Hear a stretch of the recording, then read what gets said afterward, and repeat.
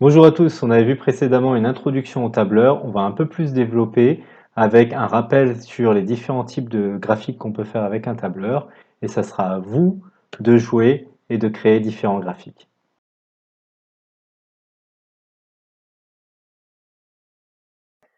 Donc là c'est le tableau qu'on a utilisé dans les exercices précédents. On a les groupes sanguins de A+ jusqu'à AB- et le pourcentage dans la population. On va vouloir faire un diagramme circulaire à partir de ce tableau. On va donc sélectionner toutes les cases qui nous intéressent. Il suffit donc de cliquer et de maintenir le clic sur la première case et de descendre en diagonale jusqu'à la dernière case. On a donc sélectionné toutes les cases. Vous remarquez que les cases sur un tableur, pour les colonnes sont numérotées de A jusqu'à Z et pour les lignes de 1 jusqu'à l'infini. Donc finalement, on a sélectionné de la case A1 à la case B9. Ensuite, on veut insérer un nouvel élément, insérer un graphique. Donc on va cliquer sur Insérer, un graphique. Et ce qui est bien avec ce tableur, c'est que d'office, il comprend qu'on veut faire un diagramme à secteur, un graphique à secteur, un diagramme circulaire. Donc il nous met tout de suite un diagramme circulaire. On a plein d'options qu'on peut changer. Mais remarquez que dans la plage des données, il nous met la case A1 à la case B9. C'est logique, c'est les cases qu'on a sélectionnées. Imaginons qu'à la place de A1 à B9, je remplace B9 par B8. Eh bien, on va s'arrêter au AB+. On n'aura pas la ligne 9 avec AB-. J'appuie sur Entrée. C'est ce que je vous disais, on n'a plus AB-. Il a disparu. Remettons-le rapidement. De A1 jusqu'à B9, AB- est réapparu, le 1% en rouge que vous voyez là. On va maintenant voir comment faire des histogrammes. Donc, voici la répartition en Suisse en 2018 par tranche d'âge, de 0 à 19 ans, de 20 à 39 ans, 40 à 64 ans, 65 ans à 79 ans, et au-dessus de 80 ans. Donc en millions, on a des millions d'habitants qui ont ces catégories d'âge. Comme précédemment, on veut sélectionner toutes les données qui nous intéressent.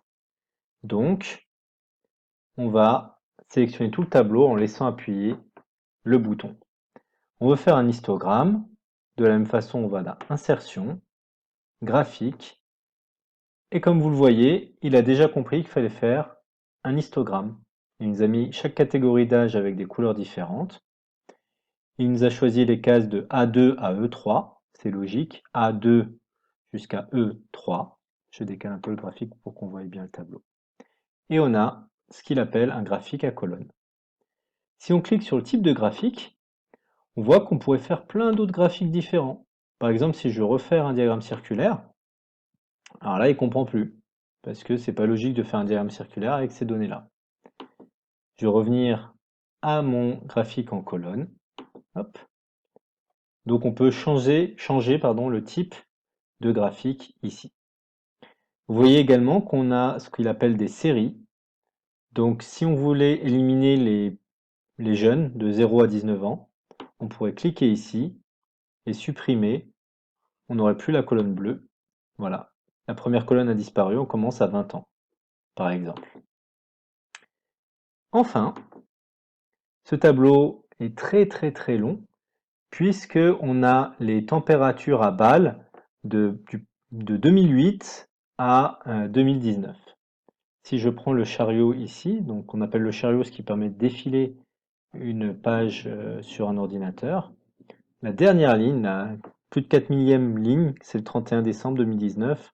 On a à l'envers le jour, le mois et l'année. Si je remonte tout en haut, avec le chariot, voilà, j'ai la température minimale, la température maximale, la température moyenne.